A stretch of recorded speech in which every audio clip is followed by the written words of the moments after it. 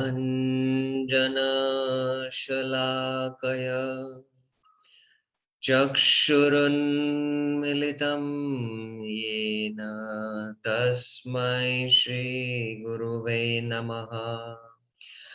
Shri Chaitanya Manobishtam Stapitam Yena Bhutale Swayam Rupa Kadamayam Dadati Swapadantikam Vandeham Shri Guru Shri Yuta Padakamalam Shri Gurum Vaishnavamsha Shri Rupam Sagrajatam Sahagana Raghunatham Vitam Tam Sajivam Sadvaitam Savadutam Parijana Sahitam Krishna Chaitanya Devam Shri Radha Krishna Padan Sahagana Lalita Shri Vishakam Vitamsha Nama Om Vishnu Padaya Krishna Prishtaya Bhutale Srimate Bhakti Vedanta Swamin Niti Namine Namaste Saraswate Deve Gauravani Pracharine Nirvishesha Shunyavadi Paschatya Deshatarine He Krishna Karuna Sindhu Deenabandhu Jagatpate Gopesha Gopika Kanta Radha Kanta Namastute Tapta Kanchana Gaurangi Radhe Vrindavaneshwari Vrishabhanu Sute Devi Pranamami Hari Priye Vancha Kalpatarubhesya Kripa Sindhu Bevacha Patitanam Pavanebhyo Vaishnavebhyo Namo Namah Jai Shri Krishna Chaitanya Prabhu Nityananda Shri Advaita Gadadhar Srivasadi Gaura Bhakta Vrinda Hare Krishna Krishna Krishna Hare Hare Hare Rama Rama Rama Hare Hare Hare Krishna. So welcome to our Saturday and Sunday seminars on Sri Harinam Chintamani. Yesterday's class, we discussed quite a detail about Namabhas chanting. How Srila Bhaktivinoda Thakur first of all explains what is the benefit or the results of Namabhas chanting. He explains the unlimited benefits of chanting Namabhas. And then he goes on to explain that there are these 4 types of Namabhas chanting. After explaining the unlimited benefits of chanting, he also mentions that one can attain Vaikunta by Namabhas, and this we explained what exactly it means. That we touch the borders of the spiritual world, but still we will be absorbed in Brahma Sukh. So we gave the examples of from the Bhakti Rasamrita Sindhu also. And then we came to this discussion on 4 types of Namabhas: Sanket, Parihasya, Stova, Hela. And within Sanket, there are these 2 divisions. One example is of Ajamil, and the others are the Yavanas. And Parihasa, Stoba, and Hela. We gave all these examples. And this kind of Namabhas chanting, the Mlechas become delivered. So by these kind of chanting, only the Mlechas are delivered, and the materialist and the spiritual lazy people also follow this kind of path. Then Bhaktivinoda Thakur came to what is called as the Shraddha Namabhas. So in this context, yesterday we saw quite in detail from the slides that there is Namabhas which has divisions of Shraddha Namabhas and Ashraddha Namabhas. So this is the first time we came into this division, that there is Ashraddha Namabhas and there is Shraddha Namabhas. And within Ashraddha Namabhas come these four categories. So this was yesterday what we discussed. And devotees who chant, they chant with faith, but with anarthas also. And Ajamil's was Sanket, and within Sanket, it was not, although he knew that Narayan is name of Narayan only from the spiritual world, but he indicated to his son. So it was with faith and without offense.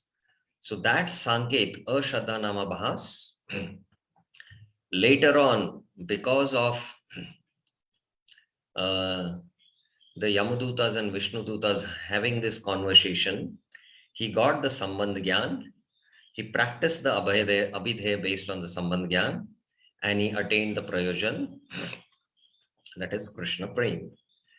So I'm giving you now 2-3 examples to understand how Ajamil chanted the name of Narayan without Sambandh Gyan.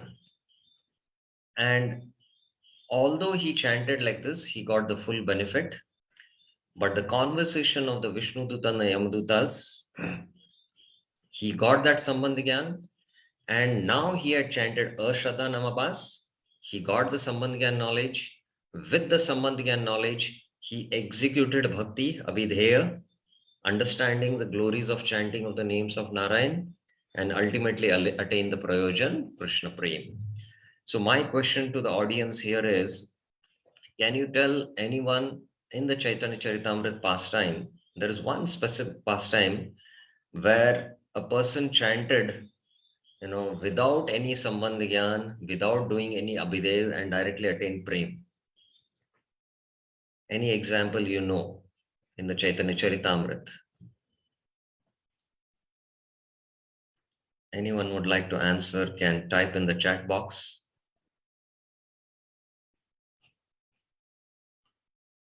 Any idea anyone has?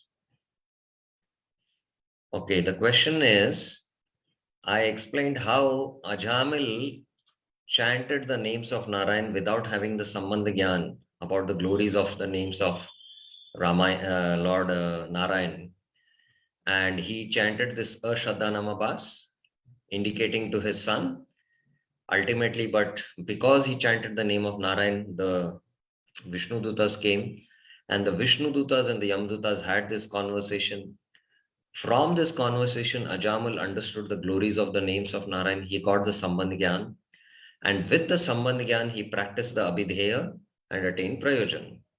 So this is one example.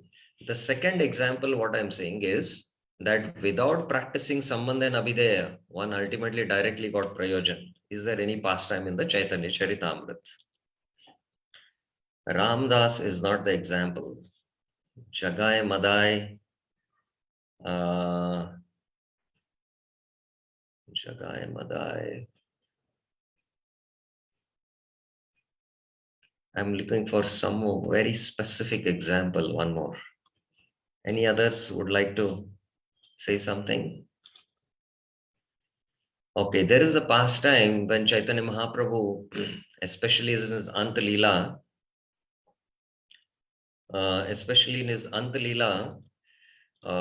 he used to, day and night, especially in the night, his separation from Krishna is to intensify. At that time, he used to leave the Gambhira and go away, although his room was to be locked. So once he went and he jumped into the ocean, and Mahaprabhu's associates, Govinda, Swarup Damodar, were looking for Mahaprabhu. And a fisherman had caught Mahaprabhu in the net, thinking it is a fish. And because he came in touch with Mahaprabhu's body, which was exhibiting the highest ecstatic symptoms of Mahabhav, so just being in touch with his body, he started vibrating the name of Krishna and he attained Krishna Prem. He was like a haunted ghost. And Sarup Damodar saw somewhere in the beach that some person is chanting the name of Krishna, and he understood, here, maybe we know that Mahaprabhu must be somewhere here. So he asked, what happened? What happened? He said, ghost, ghost. I caught a ghost in my fishing net. Then Sarup Damodar slapped him. No, you have got love of Godhead. So without any Sambandhagyan, without practicing any Abhidheya, he ultimately attained Prayojan, this fisherman. So this is a second example of how, Krishna's name directly give the Prayojan, Krishna Prem. Ajamil, without Sambandhagyan, took the name, but later on attained the Sambandhagyan, practiced the Abhidheya, and got the Prayojan. And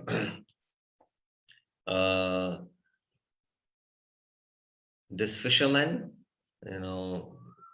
did not get any Sambandhagyan knowledge, but directly got Prem, Prayojan. That happened in Mahaprabhu's time. But we as devotees, we'll have to take the Sambandhagyan knowledge, and with the knowledge of the Sambandhagyan, practice the Abhidheya, and then only we can get Prem as the Prayojan. Washerman touched by Gauranga. I don't remember who is this washerman who was touched by Gauranga. I don't recollect. So this is a second example of directly attaining Prayojan without practicing Sambandha and Abhidheya. So now let us come back to the discussion where we left yesterday. Now, yesterday we began this text from the Sri Harinam Chintamani.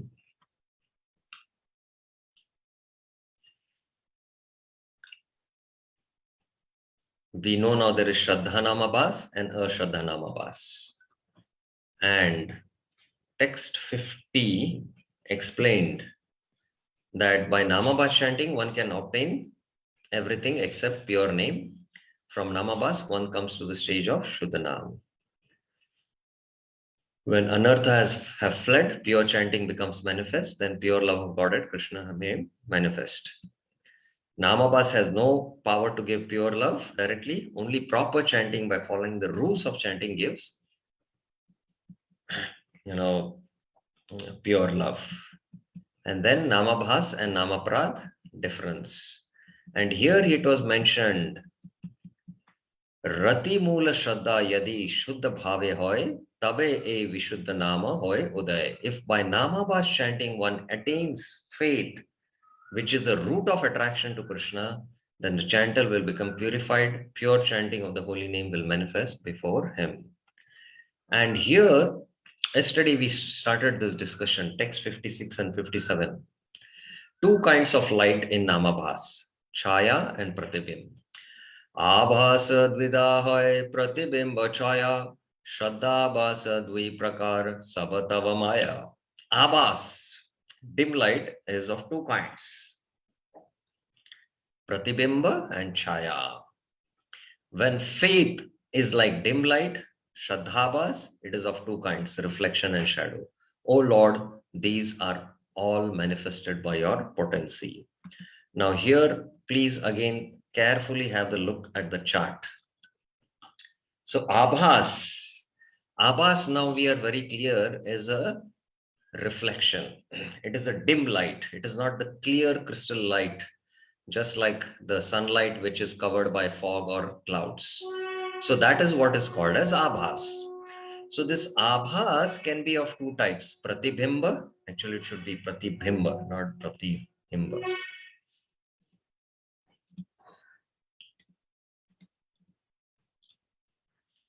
Pratibimba and Chaya, shadow.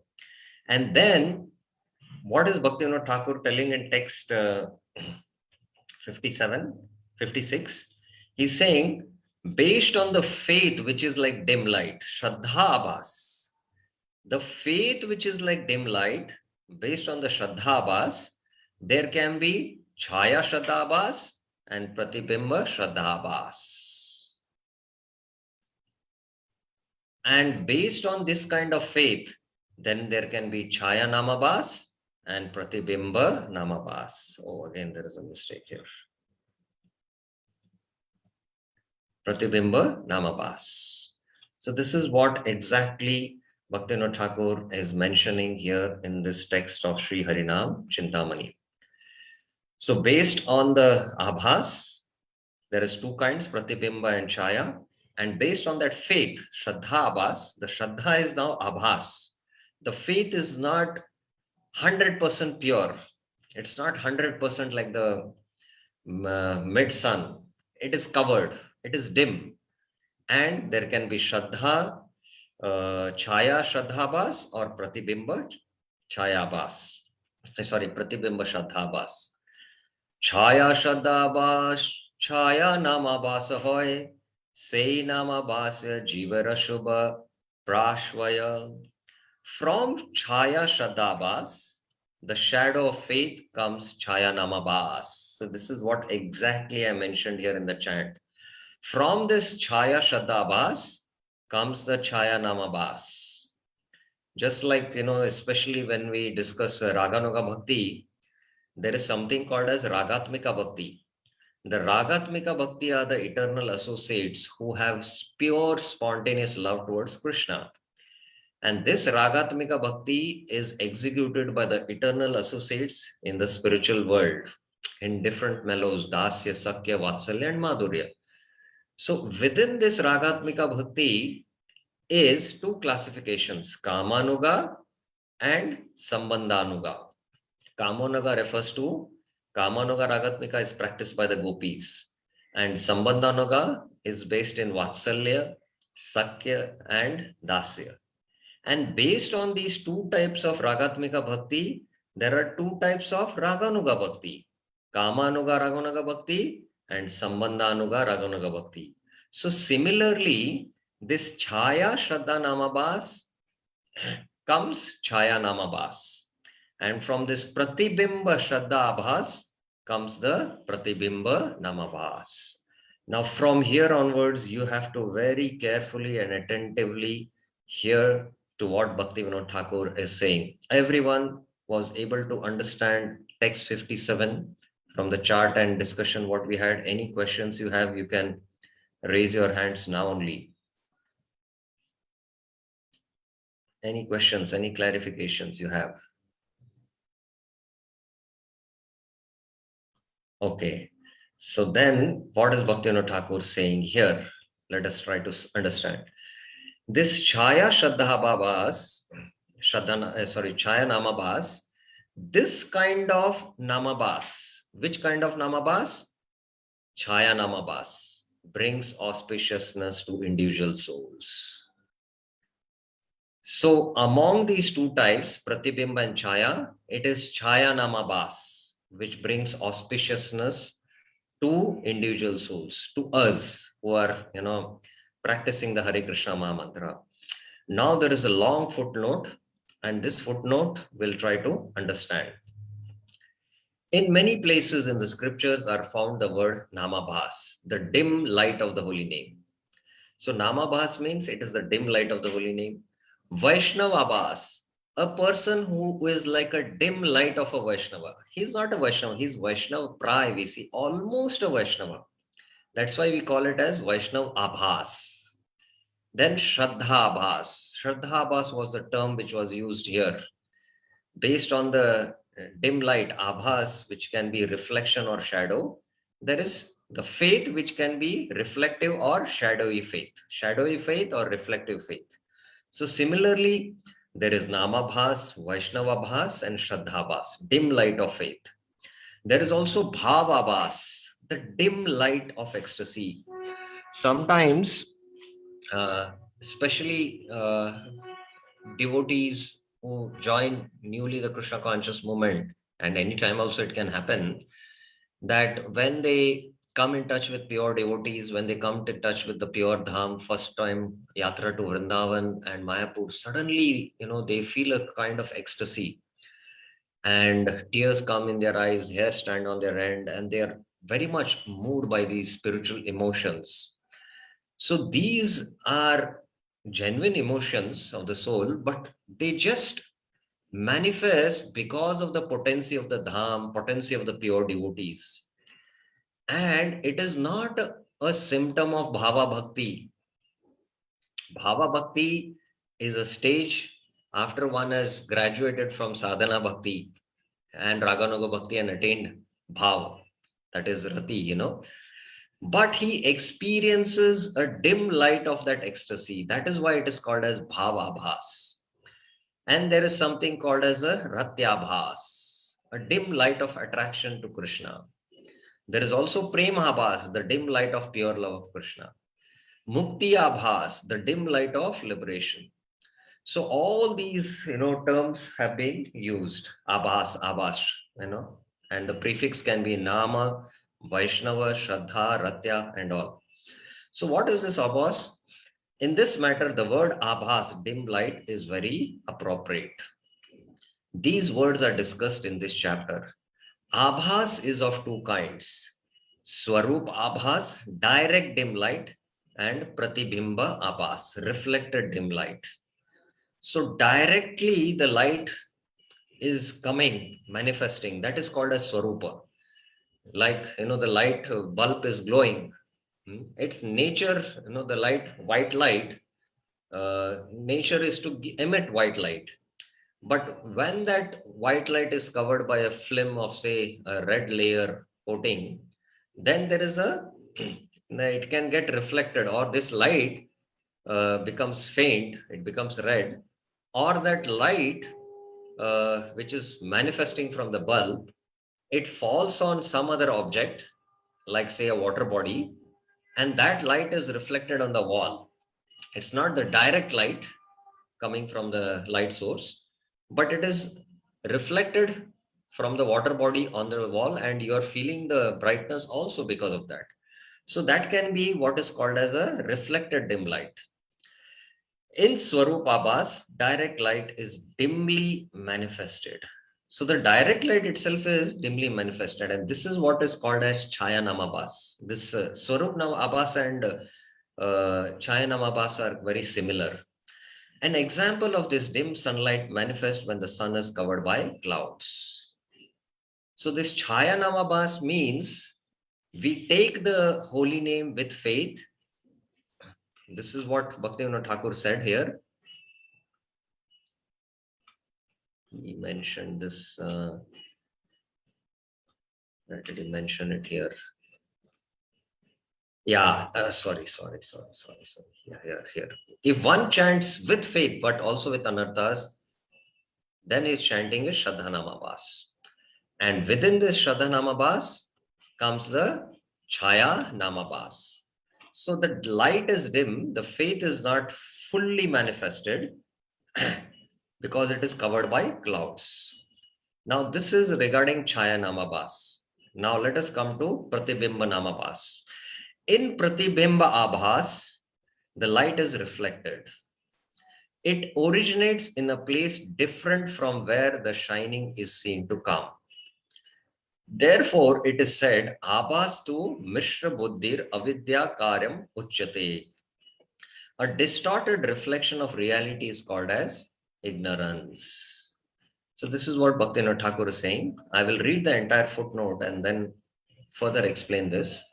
Therefore, Pratibimba Abhas is like reflected light on water. So here, actually, I have done it in the chart. If you see, yes. So this is Chaya Namabhas. The Shraddha Namabhas can be of two types, Chaya and Pratibimb. The weak faith or very little faith is there. And this is like the moon or the sun covered with fog and clouds. This kind of faith leads to Shuddhanam through Guru. This kind of Chaya Namabhas. Whereas the Pratibimba Namabhas is with false faith. There is no true faith. Internally, you don't have faith and is aparadh. And there is internally strong desire for material enjoyment and liberation. This is Pratibimba. And this is, the shelter which Mayavadis take. So, two things here we have to understand with respect to Chaya and Pratibimba. I'll give you an example that the sun is there out in the sun. You are standing opposite to the sun. So you can see your shadow on the ground. The shadow is very much related to you. because where your body ends, the legs, from there the shadow, falls on the ground. And some of the shadows connected to your body, there is a connection. So that is something like Chaya, Namabhas. It is a dim reflection of the real chanting. Whereas Pratibimba Namabhas is like the sun, and you have a water body. The sunlight is reflected on the water body. And the sun, because there are waves, you can see here, there are waves, the light is all scattered. And maybe sometimes if you have a lake, and, on the wall, you can see also the reflection of the sunlight falling. So there is, no intrinsic connection between directly the sun and the reflected image of the sun on the wall or on the water body. Whereas in Chayanamabhas, there is connection between the shadow. Like I told you, if I am standing on the ground and on the mid sun in the afternoon, my shadow falls. So the shadow has some connection with me. The shadow originates from the end of my body, that is from my leg. So in that sense, Chayanamabhas is very much near to, chanting or very near to coming to Shuddhana. So Chayanamabhas is very, very auspicious, although it is covered with anarthas. Whereas Pratibimba Namabhas is false faith because of false philosophy. Now, Bhaktivinoda Thakur explains in his footnote. Therefore, Pratibimba Abhas is like light reflected on water. When it is covered by clouds or fog, the sun of the holy name can be seen only dimly. It is like light reflected on the water.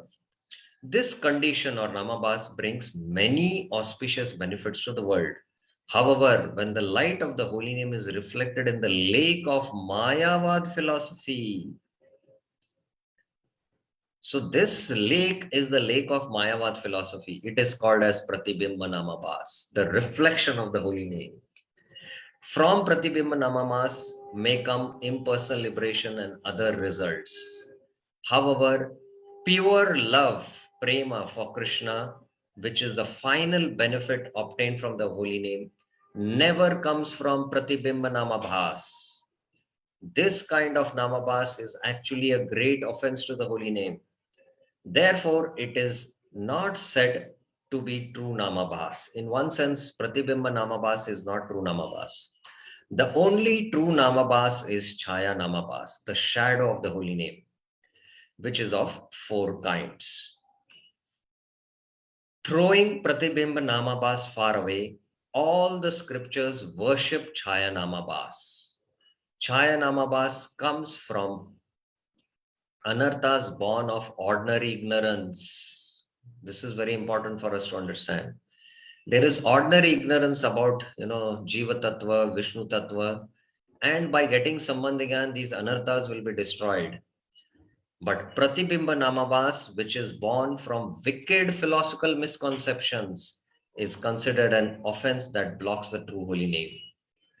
A Vaishnava Praya or Vaishnava Bhas is a neophyte or a materialistic devotee who does not commit the offense of following Mayavad philosophy. Such a person is honored as a true devotee of the Lord. And why not? By associating with saintly devotees, he will quickly attain great auspiciousness. The pure devotees, Shuddha Bhakta, will befriend him and have mercy on him as one has mercy on a beginner or a child. They will not treat him with contempt as the Mayavadis do. The beginner who has only ordinary faith, his faith is ordinary, is first engaged only in deity worship. Then he makes advancement, he becomes engaged in serving the Supreme Lord and the devotees. In this way, he attains true knowledge and his relationship with the Lord. This gives him the gift of true devotion bhakti. However, if it is seen that he has unflinching faith in the Mayavad philosophy, the neophyte should be stunned. So the neophytes, faith in the holy name, in the scriptures, in the process of bhakti might be very, very faint. But if he is not adhering to Mayavad philosophy, then in the association of these pure devotees, he'll get proper knowledge. He will serve the deities and his love will expand. Then he'll serve the Vaishnavas. And slowly, slowly, based in the Sambandha Gyan, he will become free from the Namaprad stage and he will come to the Namabhas stage, especially Chaya Namabhas. And from Chaya Namabhas, he can go to Shuddhanam. Whereas the Mayavadi Krishna Pradi, the Mayavadis, chanting is reflected in the lake of Mayavad philosophy. They have these mental concoctions. They don't know the truth of the holy name. They don't know the truth of the process of bhakti. They don't regard Krishna's form as eternal. They don't regard bhakti as eternal.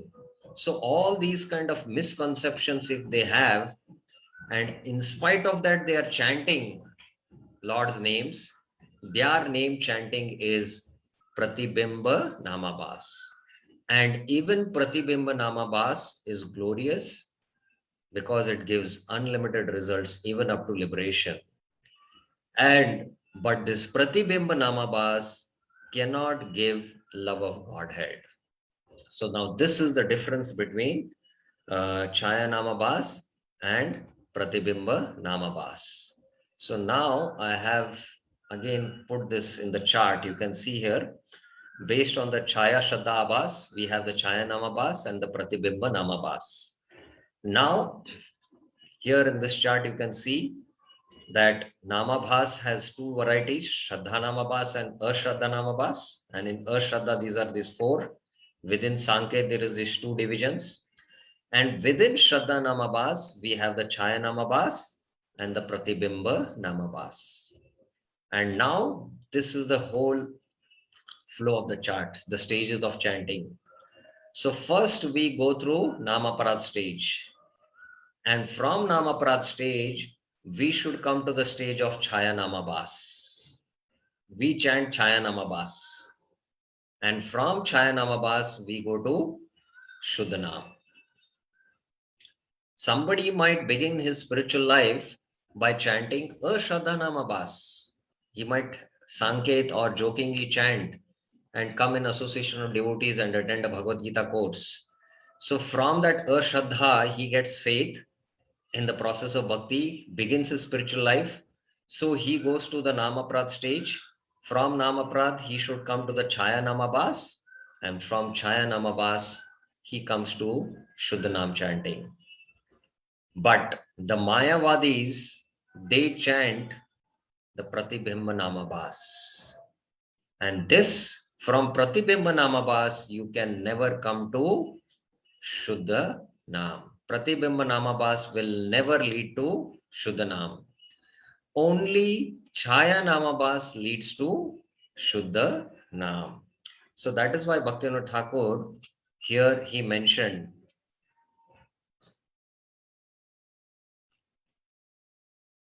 from Chaya Namabhas, text 57, comes, from Chaya Shraddha Abhas comes Chaya Namabhas. This kind of Namabhas brings auspiciousness to the individual souls. So it is only this Chaya Namabhas which brings auspiciousness to the individual souls. So now we are very clear, I hope, that our chanting goes from the stage of Namaprad to Chaya Namabhas, and from Chaya Namabhas we attain Shuddha Nam.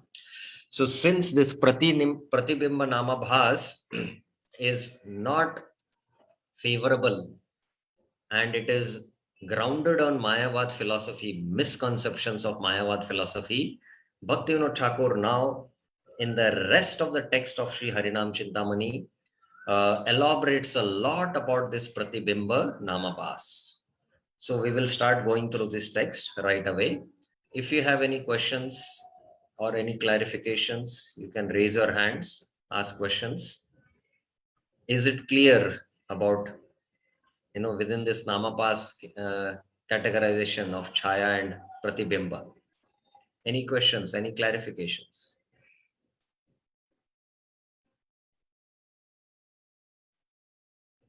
Okay then, so let us now understand this. Okay, there is one question. Okay, fine. Now let us go to Pratibimba Namabas. Sorry, oh my goodness. I don't know what's happening. Why is the cursor moving?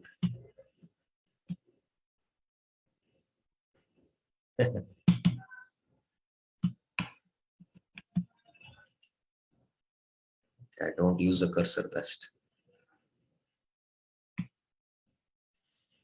Okay, let me go to this page now. Where it is, I don't know. Yeah.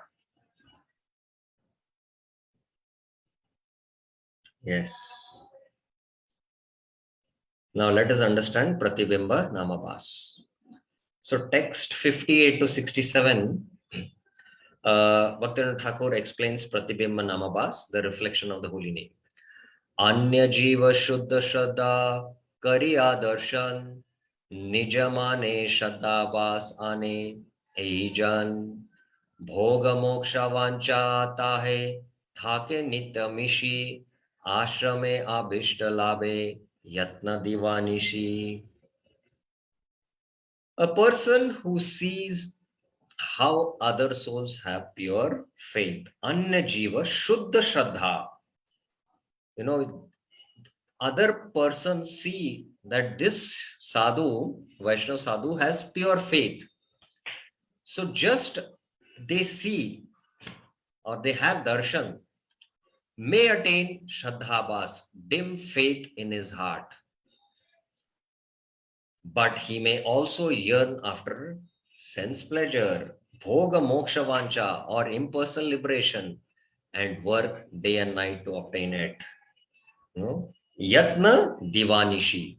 Day and night he might be endeavoring.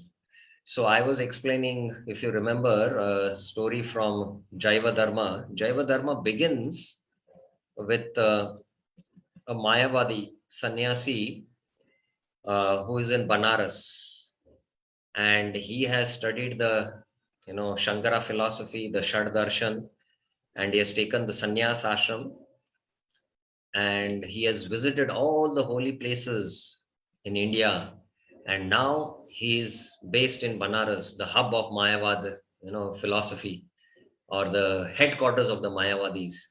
And there, many years he's absorbed in his, sannyas ashram, and he happens to see a pure Vaishnava running in ecstasy, calling out the names of Krishna.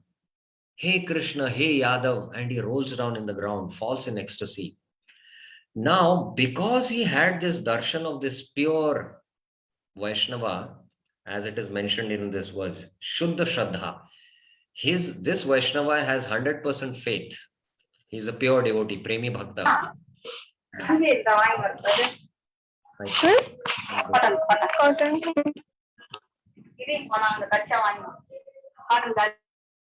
I think devotees should, have their background noise somehow, they should sit in a place where there is no distraction.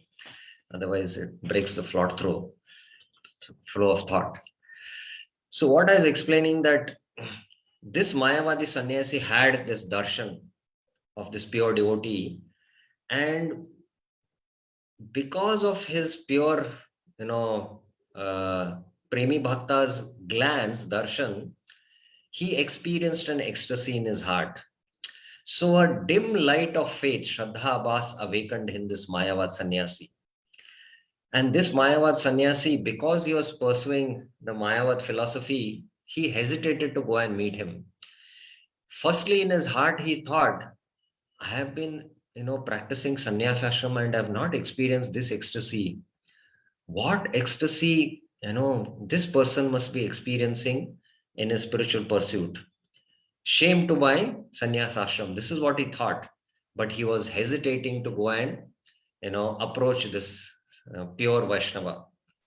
But somehow, after some time, he reflected that what is the point if I practice this Mayavad darshan and not attain, pure ecstasy of the soul, which I experienced just by this darshan. So he went to Navdeep and then he took shelter of a very exalted Vaishnava, understood the Vaishnava philosophy, and then became a Vaishnava sannyasi. So what my point is that Annishuddha Jeev, those who are having pure faith, they may attain Shraddhabhas, a dim faith of light, you know, but they may also yearn for sense pleasure and impersonal liberation, and they might be working day and sorry. I don't know, some problem with the mouse. I'll use the cursor.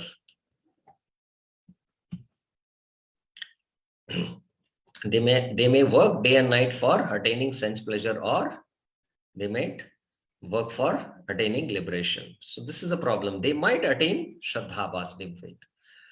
श्रद्धा आर लक्षण मात्र श्रद्धा ताहानाय धाके प्रतिबिंब श्रद्धाभास शास्त्र कहे.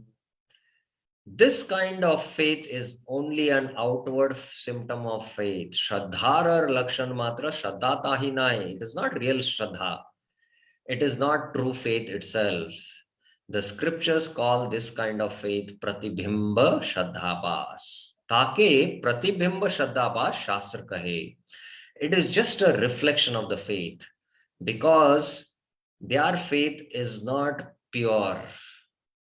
Their faith is tainted with, Mayavad philosophy. That Shraddha is reflected in, the water or in the lake of Mayavad philosophy. Pratibimba Shraddhabhas nama bhasayata pratibimba nama bhas hoya avarata avirata. When a person who possesses pratibimba Shraddhabhas chants the holy name, his chanting is always pratibimba nama bhas. It is a reflection of the holy name. Now, till today at least, I feel all devotees, had this understanding. There is nama prad, nama bhas, shuddhanam, 3 stages. And we already had an understanding that Namabhas is what? A reflection of the holy name. But now Bhaktivinoda Thakur is explaining something deep.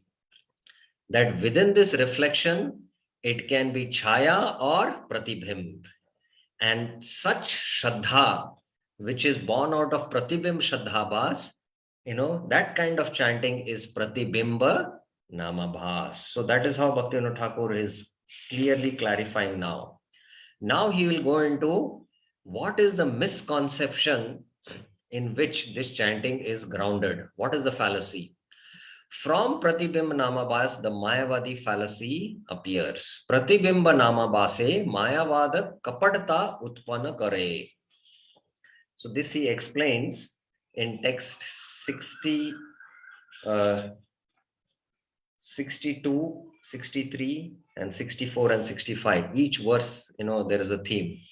Ei namabhasya mayavada dushtamata praveshya shatyata hoy parinata. This kind of namabhas leads to the Mayavad philosophy, and finally one becomes a cheater. Shatya means to become a cheater. Cheating pratibimba namabhas is an offense to the holy name. Nitya sadhya nama sadhana buddhi kare namera mahima nashi aparadhi mare. A person who thinks the holy name is the only means, sadhana, to attain a higher goal, sadhya, and by such mentality, the glory of the holy name becomes lost. The only result is offense. Because of that offense, he perishes. So he uses, the Mayavad philosophy is that they will use the holy name to ultimately use it as a ladder to ultimately attain liberation. And after liberation, they throw off the holy name. So they use it as a means, sadhana, to attain their goal. And such kind of mentality, if they practice their chanting, they are not chanting Chaya Namabhas, they are chanting Pratibimba Namabhas. Now, Bhaktivinoda Thakur, text 64 and 65, he explains the difference between Chayama Namabhas and Pratibimba Namabhas. They are different. How Chayama Namabhas and Pratibimba Namabhas are different. Chaya Namabhas matra hoyte agyana, hridaya daurbalya hoyte anartha vidhana. Chaya Namabhas, the shadow of the holy name, comes only from ignorance and weakness of the heart. एहि सब दोष नाम करे न मार्जन प्रतिबिंब नामा भासे दोषेर vardana. The holy name cleans away those defects. So by chanting the holy name, hridaya dhaurbalya and even asatrishna and aparad, they all get slowly destroyed. But the Mayavad philosophy, one who adheres to it and chants the holy names, he will what? He will chant Pratibimb Namabhas and it will only increase the Doshera Vardhan. It will increase the defects. So that is what happens. When we take up to Chaya Namabhas, it removes all the anarthas. And Pratibimba Namabhas increases the anarthas. Now, Bhaktivinoda Thakur goes on to explain the philosophy in detail from text 66 to 71. Mayavad, impersonalism, and bhakti are opposites. The Mayavad theory is an offense.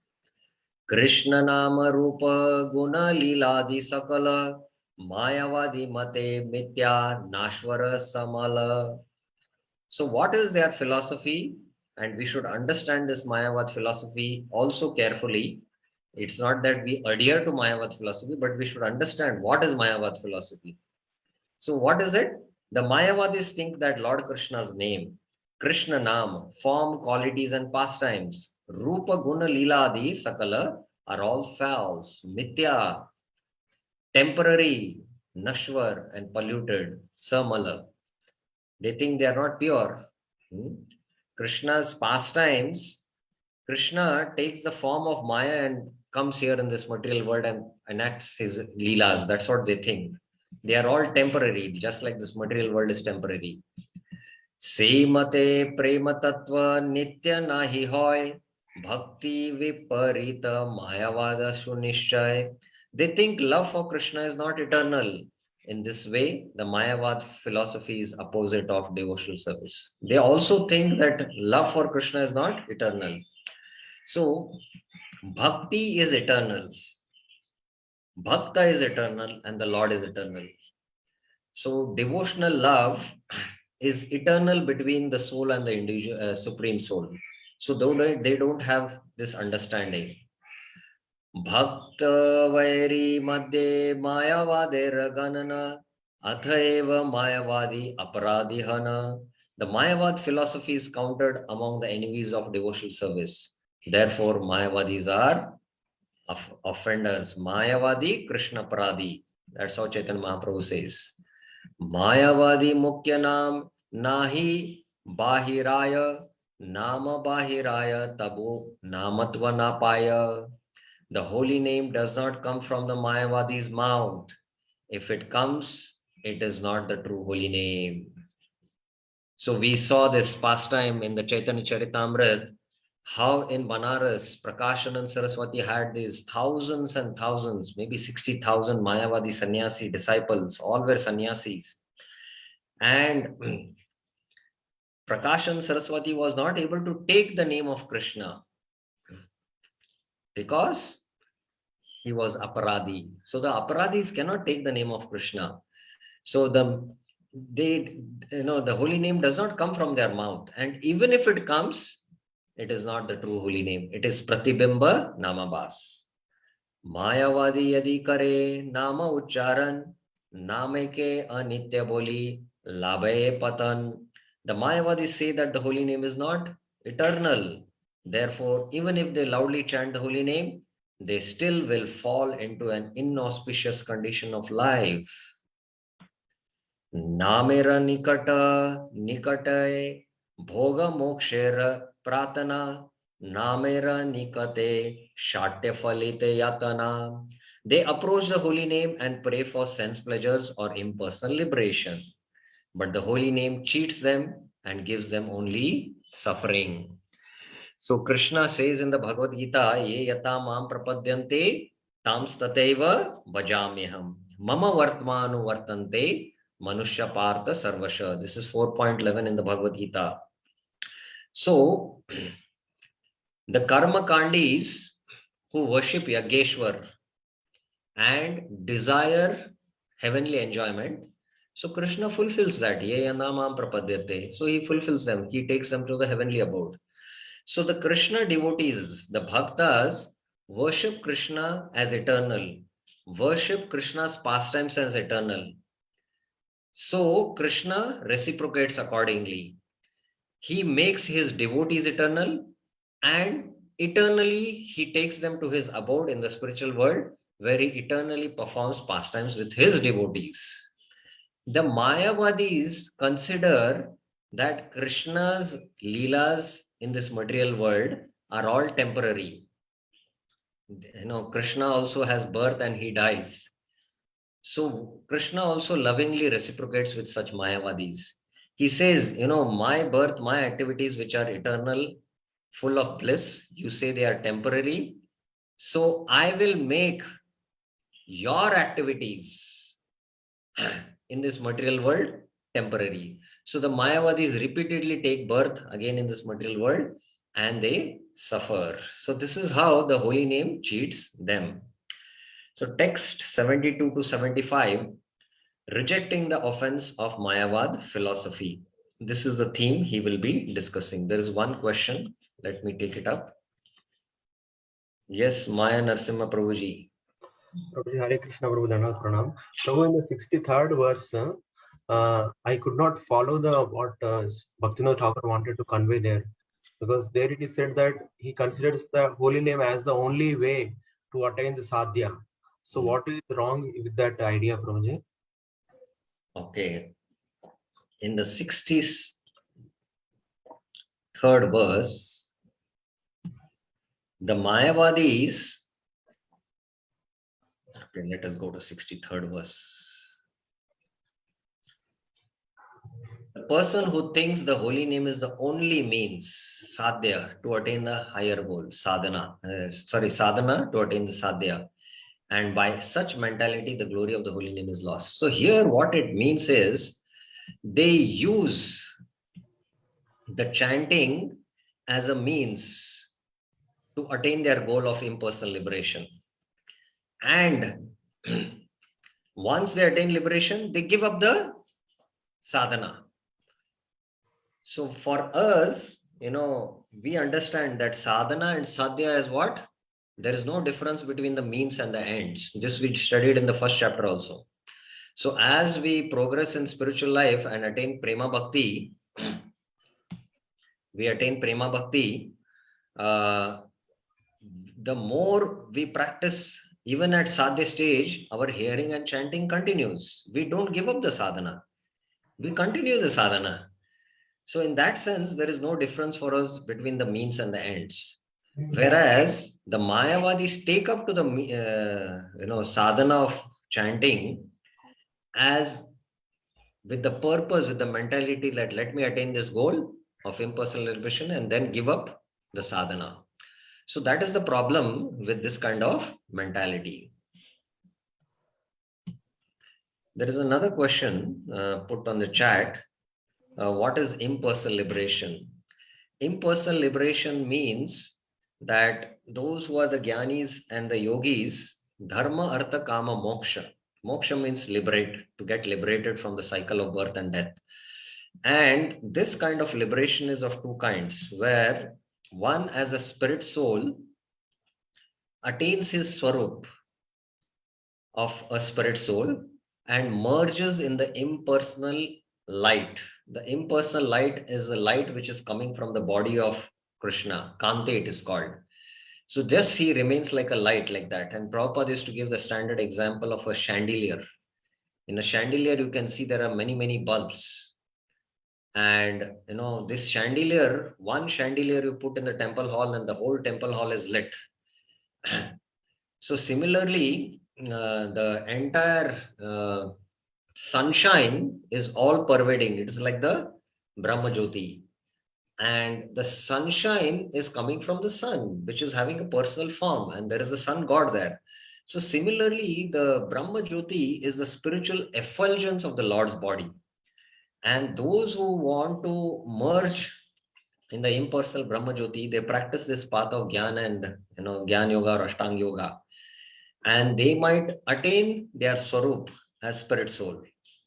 But they don't develop spiritual bodies where they can have loving reciprocations with Krishna in the Vaikuntha worlds.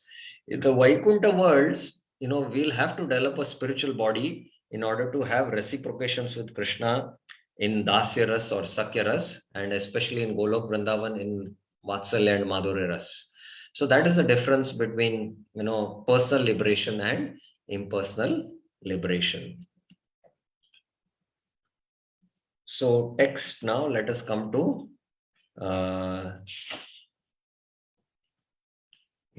where did we discuss? We discussed only suffering. Yeah, text 72 to 75. Rejecting the offense of Mayavad.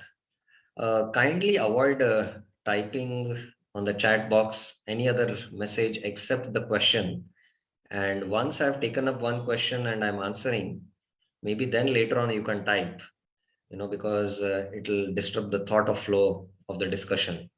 So don't unnecessarily type messages like thank you for the answer and all that. Only type the question, or best is to raise your hand for asking questions. And only use the chat box rarely if the audio is not clear. Because it disrupts the thought flow in the discussion. So now Bhaktivinoda Thakur in text 72 is mentioning, 72 to 75, rejecting the offense of Mayavad philosophy. Mayavadira aprada kakana chadi. Tabe yadi Mayavadi bhukti mukti asha chadiya kare nama hoya Krishna das. However, if a Mayavadi rejects the desire for sense pleasures and impersonal liberation, and instead chants the holy name, he will become the servant of Lord Krishna.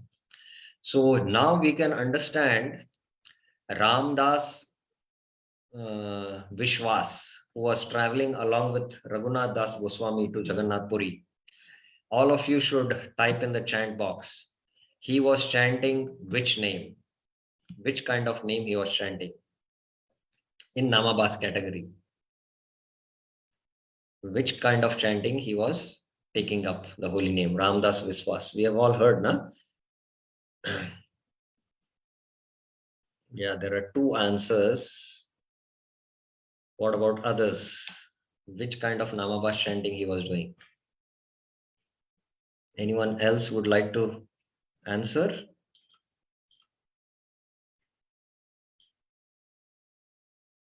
Yes, I think now then the subject is becoming very, very clear. Everyone is very clear that it is Pratibimba Namabas. Okay.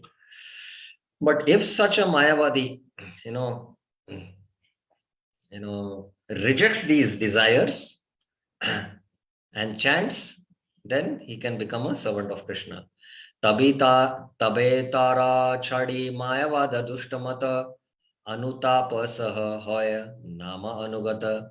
He will reject the wicked Mayavad philosophy, repentant, he will become a follower of the holy name. So if he's chanting based on this false philosophical understanding, then,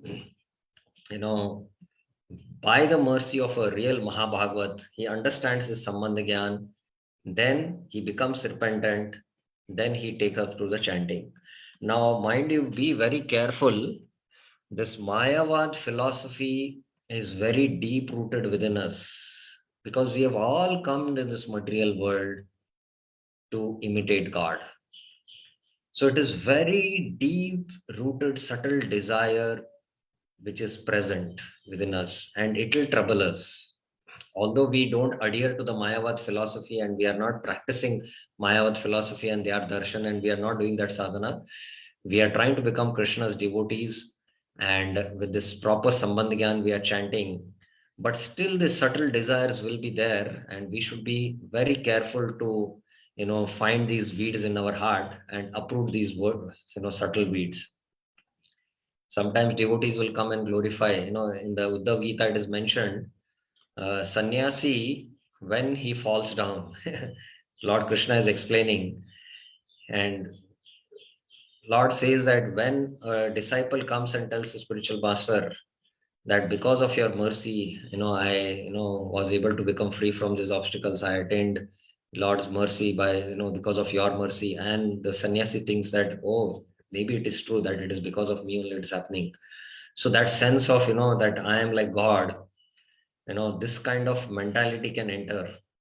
And especially if you see, in many of the Indian land, which is a land of religion, some genuine practitioner takes up to spiritual path. He's a sadhu. He wants to become a sadhu, and he doesn't know what is the true path. And he attains some knowledge by doing tapasya, and he gets followers.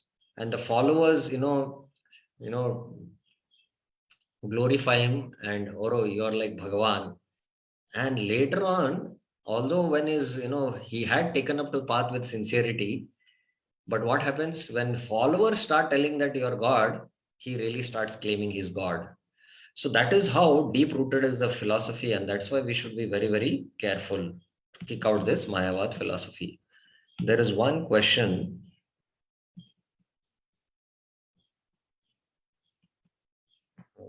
No. Anyone has any question?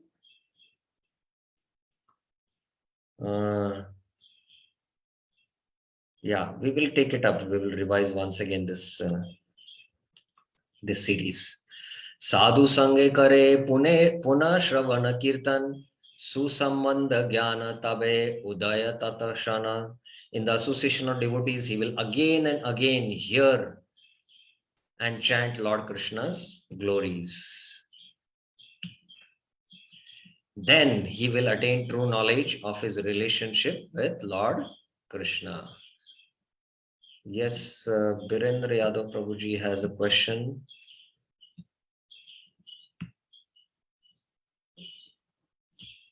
Yes, Prabhuji. Hare Krishna, Prabhuji, Dandot Pranam. Prabhuji, my question is this Pratibimba Namabhas and Chaya Namabhas.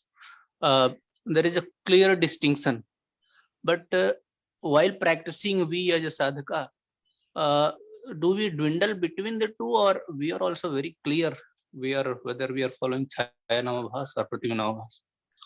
Yes, very nice question. Very good question. As devotees,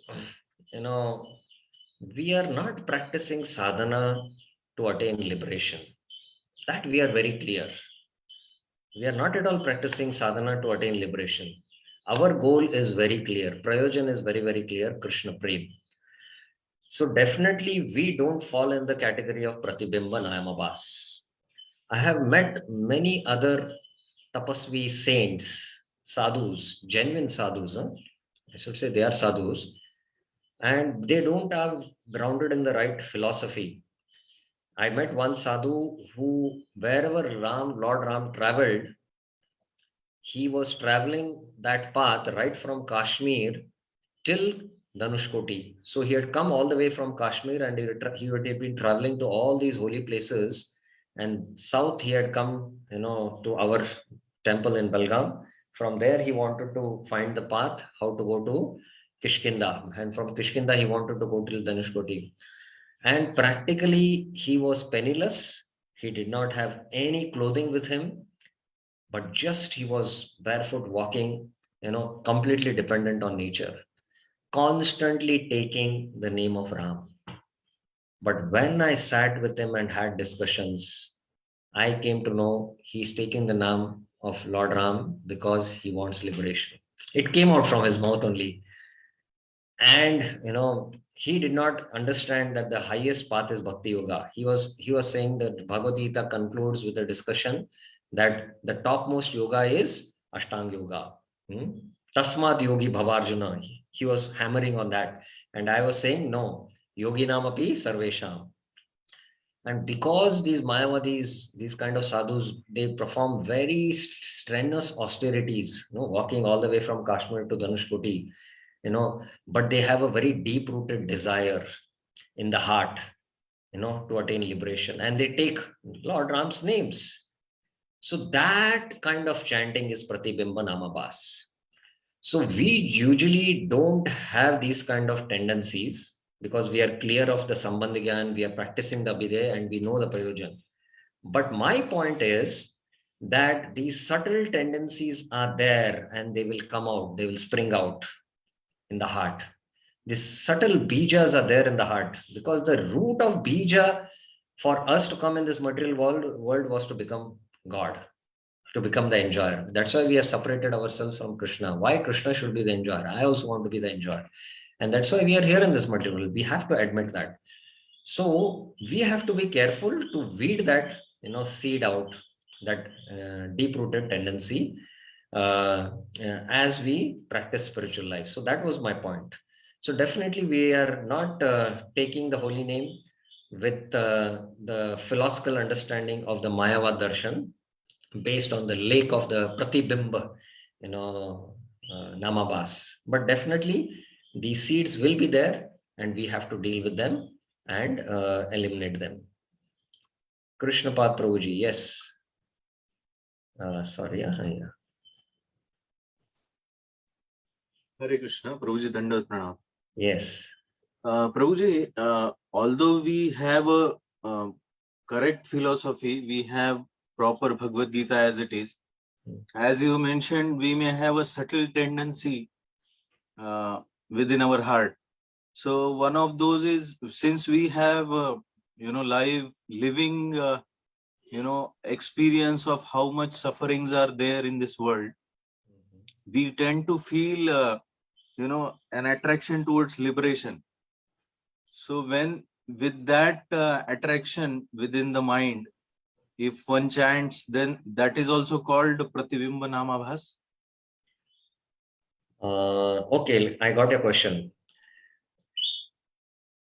Yes, first thing we need to understand, let me discuss, how the bhaktas view this material world and the jnanis. In the 13 to 18 chapter is the Jnana Yoga section of the Bhagavad Gita. Within the Jnana Yoga, if you see the 20 items of knowledge, Janma Mrityu Jara Vyadhi Dukkha Doshanudarshanam. So the Jnanis have bad experiences of this material world and they want to do their sadhana, the Jnana Yoga sadhana, with a very firm determination to, eliminate suffering and attain the bliss of Brahman. So that is why this is their sadhana. Whereas in, the bhakta perspective of this world, this world, the Jnanis perceive as a place of entanglement. It is a place of Maya. If I do any actions, I will get entangled in the karma bandhan. I don't want to suffer here. So they view like that, this world. Whereas the bhaktas view this world as the energy of Krishna, which is to be engaged in Krishna's service. So this is the perspective of the bhaktas. And Krishna in the middle chapters, just as a passing remark, he explains about this world. Mamupetya punarjanma dukkhalayam ashashvatam napnoanti mahatmana samsiddhim paramam gata.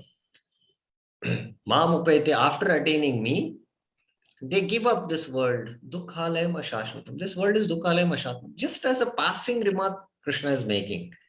After attaining me, they give up this world of suffering. And why? Because they have got the paramam gatim, samsiddhim. They've got the highest thing. So the devotees, don't practice their sadhana with a one-pointed attention to completely give up. This world is a suffering. This world is a suffering. Let me practice my sadhana, to give up suffering. No, we are practicing sadhana, because by which we can attain prema bhakti. Sadhana bhakti, the purpose of sadhana bhakti is to attain bhava bhakti. That is the definition of Rupa Goswami. Kriti sadhya bhavet sadhya. So our impetus should be this. And we see this world, from both perspectives. That this world is a place of engagement for me, because this world, engagement here in this world will ultimately transfer me to engaging in the other world, the spiritual world, in Krishna's planet, in a spiritual body, pure, out of pure love and reciprocation. So we see this world like that as a, and at the same time, when we see misery and suffering in this world, it also, helps us to understand that ultimately, we should realize that this world is, not a place, meant for me. I'm supposed to be in the spiritual world. So like that, we should have a very positive understanding, very, you can say a realistic understanding, a very balanced understanding, balanced vision we should have about it. Whereas the Jnani's vision is their whole process of practicing sadhana is to eradicate suffering and ultimately attain Brahman bliss. So that is how it is. And recently one of my friend devotee told me that suddenly he developed some pain in the ear, and there was some imbalance of some chemical in the ear, and he was admitted in the ICU for 5 days. And practically he was in the semi-conscious state. And at that time, when he was in the ICU, he was going through the suffering. He was praying to Krishna, Krishna, take me out of this suffering. Please take me out of this suffering. Now, his prayers, in fact, if you see, they were not that, please take me out of this world so that I can have a loving union with you in pure devotion. It was to mitigate the suffering. So he was praying in that condition. But later on, when he came back home and, he spoke to me and he told me, Prabhuji, when I was praying like that, now I'm realizing, my goodness, how much in my heart there is anartha, that I was praying to the Lord to mitigate my suffering. So later on, he reflected that his prayer was not out of pure devotion, but it was for, mitigating the suffering. So later on, he saw that as an anartha, and he was sincerely repenting. So that is how the purification of the desires happen for devotees also. So sometimes, that is why the, prayers are there in the Kapila Shiksha of the child in the womb praying. So if you read these prayers, your heart will be really moved. And does Krishna not hear the prayers of the child in the womb? Krishna does hear, because those prayers are not out of pure love and devotion. Those prayers are, recited because of some forced conditions, those sufferings, what he's going through. And once the suffering is out, the child out of the womb, when he comes out, he forgets everything. When he comes out, he samsara lage bhalo. So when we are put up in such conditions, suffering conditions, and we might pray temporarily, to mitigate the suffering. So we realize later on, this is not a pure prayer, and this is, anartha, and that anartha nivritti is happening in one sense. We can see like that. Is it okay, Krishnapad Prabhuji? Yes, Prabhuji. Yes, I understood the mood of the, Devotee. answer. Yes. And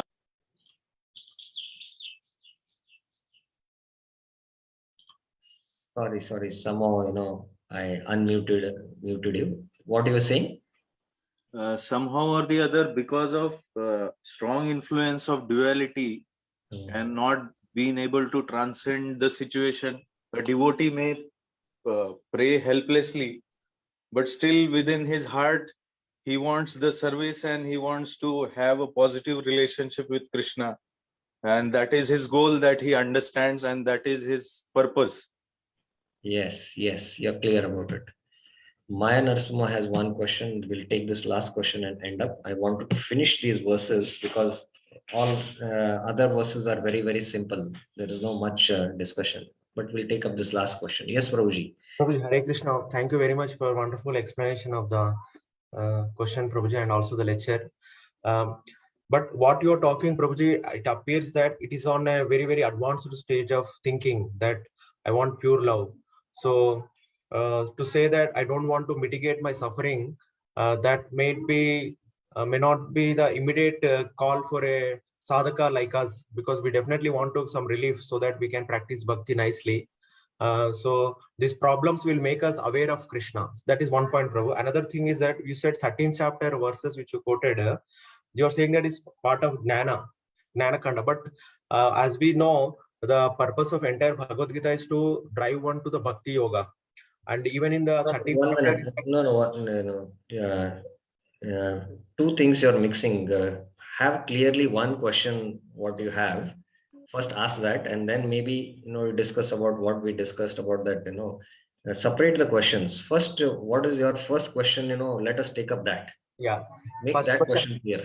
Yeah, yes, bro. First will be my only on the Bhagavad Gita point of view, Prabhu.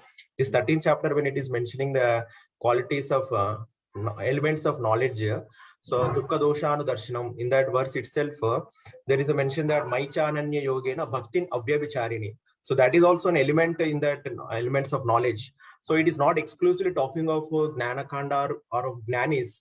Okay, So I'm clear about your question. See, Bhagavad Gita, when we study, we can study what is called as an open end or a closed end. Now, what is an open end? Open end means like a bird's eye view. Based on the conclusion of the Gita, that is 18.66, we see everything based on that conclusion. And Prabhupada gives like that in his explanation of the Bhagavad Gita. Everything, Prabhupada, each of his purports, he takes us to that conclusion of 18.66. A closed-end study where you scrutinizingly go into each section, each verse, and try to scrutinizingly study, that also gives a very, very broad and deeper understanding of the Gita. This is called as a closed-end study. Now, when you closely examine, especially the 13 chapters to the 18 chapters, Krishna is speaking about Gyan Yoga. And actually, the sadhana of the Gyanis is that they have to practice all the 20 elements. So their main element or the main sadhana of the Gyanis is Shama and Dama, actually, by which they can ultimately control the mind and senses and attain liberation. So that is why those chapters of the Bhagavad Gita are speaking about that. And because they cannot attain liberation just by the practice of Gyan, there is also one bhakti element which is there in that. So they also have that bhakti element which they practice. So for the Gyanis, all the 20 elements they have to practice with a little bit of bhakti. And because of the strength of that bhakti which they practice, ultimately that fruit of their Gyan as liberation, it is that bhakti only which gives that fruit for the Gyanis. So from the last 6 chapters, if you see, Krishna explains how by Gyan Yoga, Krishna is explaining how Gyan Yoga is, Bhakti Yoga is superior to Gyan Yoga, or how from Gyan Yoga one can come to Bhakti Yoga.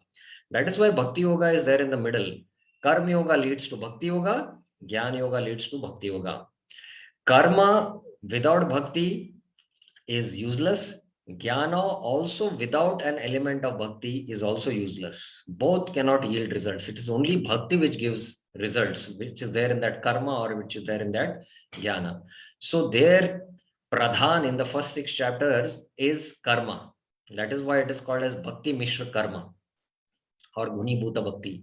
Whereas in the last 6 chapters, there is karma jnana mishra bhakti or bhakti mishra jnana, it can be also. Depending on what is his predominant sadhana. It is Gyan Yoga means it can be Bhakti Mishra Gyan.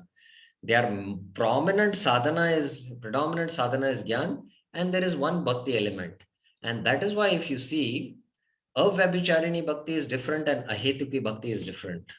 Avyabicharini Bhakti means they practice Bhakti with one concentration, with a goal to attain liberation. That is why in 14.26 it is said, Mamcha Avabicharena Bhakti Yogena Sevete Sagunan Samitetan Brahma Bhuyaya Kalpate. If this person is practicing bhakti, he should attain Madhama. But Krishna is saying he'll attain Brahman, the Brahma Jyoti. Because these Jnanis practice these 20 elements along with one element which is there. Among the 20 elements, there is one element of bhakti. Now, Prabhupada in his purport explains that if one practices pure devotion, Ananya Bhakti, then all the elements, other elements separately one need not practice. For a pure devotee who has taken up to Shuddha Bhakti, all these other qualities automatically come. He need not practice them separately. So that is the glory of pure devotion. So that's how Prabhupada brings out in his purport. That's how we should understand it. Is it clear, Maya Narasimha Prabhuji? Excellent, Prabhu. Yeah, So much for that. you had that first question. What was that question? That is what, Prabhu, as a sadhakas, we want some relief from our material tormentations and problems so that we can focus on bhakti. So asking for that relief is also some kind of anartha, Prabhu. Once we take to devotional service, we should work on the platform of Anukulyasya Sankalpa Pratikulyasya Varjanam Rakshisheti Vishwasho Goptrutve Varnam Tata Atmanikshepa Karpanya Shadvida Sharanagati. We should ultimately surrender. Whatever suffering is coming, we should see that this suffering is given by Krishna for me to purify myself. This suffering, Krishna is giving a benediction to me by which I can realize, actually this suffering is bringing me closer to Krishna. That is how we should see it. So we see from, this perspective, the suffering. And, if we start endeavoring too much to mitigate that suffering, then, we can little bit, detour from the bhakti path. And all our endeavors will go to how to mitigate. Suppose somebody is suffering from a very deadly disease, and throughout the day, he's just working on, how to become free from the disease, and, and he neglects practicing bhakti. Of course, to practice bhakti also when this suffering condition is not so easy. So ultimately, we should see, we should have a balanced approach. Yes, we should do something, to see that, unnecessary, I don't increase the suffering. Whatever suffering is coming, it is not in my control. But ultimately, I pray to Krishna that, this suffering you are giving me, maybe to purify myself. So we should allow ourselves to get purified by Krishna's mercy. And we see like that the suffering in this world. So Vishwanath Chakravarti Thakur puts it very nicely. He says a sadhaka experiences bliss and happiness in Krishna consciousness when he's in the kirtan, when he's in the holy dham, when he's hearing lectures, all that. So this happiness is not because of his punya. This happiness is directly given by bhakti. It is because of bhakti. And the suffering also, what comes to a devotee, that suffering is also given by the Lord himself, so that he can become closer to the Lord. That is how we should see in our spiritual life. Gajendra prayed, to become free from the suffering. That is why he is called as a Karma Mishra Bhakta. Artho Artharthi Jigyasi, that 4 Chaturvidha Bhajante Mam. So his prayers were with one intention, to become free from suffering. And ultimately the Lord heard his prayer and the Lord appeared, but then he repented. What is this? I called you just to mitigate my suffering. And then because he had now Lord's darshan, that karma mishran went away. And because of the darshan of the Lord, he became a Shuddha Bhakta. But he is categorized in karma mishra bhakti. He doesn't come in the category of Shuddha Bhakti. Ultimately, he became a Shuddha Bhakta, after he had the darshan. So the Mishra Bhakti is a kind of bhakti which is practiced with a particular intention. Dhruva practiced devotion with the intention to have greater wealth than his great grandfather Brahma. With that intention only he practiced the sadhana. Gajendra, prayed to the Lord with a deep intention to mitigate his suffering. So that kind of endeavor, we who have got this opportunity by Chaitanya Mahaprabhu, Srila Prabhupada, we have been directly given the Shuddha Bhakti, Anyabhilashitasam practicing. We should, not drift to that direction. That is my point. I hope this is satisfactory to you, Maya Narasimha. Very much, Prabhu. You have given completely different mode to practice bhakti. So I'm feeling very blessed by today's class. Thank you. Any other questions or clarification anyone has? Stop here. There are only few verses in the 3rd chapter. They are all dealing with, how we should become free from this Mayavad fallacy and how we should be careful about it. That's it. So this will end now Namabhas. Now from 4th chapter to 13th chapter, Haridas Thakur is going to speak about Namaparad. Each of the Namaparads, there is one individual chapter, and that is going to be very important for us because these aparads only act as obstacle for us. One of the clouds is aparad, which is very deep rooted. So how we can become free from these aparads, the 10 offenses, Bhaktivinoda Thakur is going to dedicate one chapter for it. And this discussion is going to be very simple and smooth. So we will start discussing that from the next week onwards. Thank you very much. Srila Prabhupada ki jai. Srila Bhaktivinoda Thakur ki jai. Shri Harinama Chintamani ki jai. Hare Krishna.